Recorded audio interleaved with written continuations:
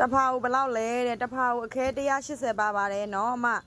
သူကအခဲလေးတွေကလည်းတစ်သေးလေးမဟုတ်ပါဘူးနော်ဒူးတယ်လေးကလည်းကြီးပါတယ်အနံ့လေးကလည်းတတ်မရအနံ့လေးနော်အရန်မွေးတယ်စီကြီးစော်တွေမနံပါဘူးနော်လက်လေးနဲ့တကိုင်လေးပဲအဆင်ပြေတယ်အခုဒါလေးကိုစမ်းပြီးတော့လျှော်ပြမယ်နော်တတရဲ့အကြောင်းအဖြူလေးကိုလျှော်ပြပါမယ်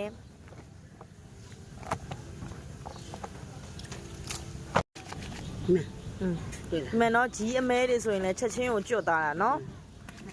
စပြမို့စပြစီတောင်30ရမလို့အခဲလေးနဲ့နေကိုကြီးတွေကိုချက်ချင်းကျွတ်တာနော်မအောက်မှာကြည့်လိုက်အမြုပ်တွေဆိုလဲတအားပဲကြည့်လိုက်ပါအောင်နော်စီကြီးဆိုလုံးဝမနံပါဘူးရှင်တချို့စပြခဲတွေဆိုရင်အမဲစီစောလိုဝက်စီစောလိုနံတာလीနော်ဒါဆိုရင်လုံးဝကိုမနံအောင်တမယာနဲ့မွေးလေးနဲ့ကြည့်လိုက်ပါအောင်ဂုတ်ကကြီးမဲတွေကိုချက်ချင်းပြောင်းသွားဒီမှာနော်ဒီမှာချက်ချင်းမဲပြောင်းသွားတာလုံးဝကိုအရှင်မတွေအတွက်ကိုတက်တာတဲ့စပြခဲလေးပါနော်ဒီမှာ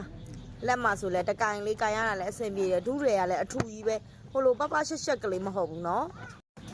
တကယ်အမြုပ်တွေဆိုရင်တကယ်ပဲရှယ်ပဲကြည့်လိုက်ပါအောင်အကျန်းငယ်မှသုံးတတ်တယ်ဆိုရဲအရှင်မတွေအတွက်အမြုပ်တွေကတော့ရှယ်ပဲတကယ်ကိုကောင်းတာနော်ကောင်းလုံးလို့ရောင်းပေးတာပါ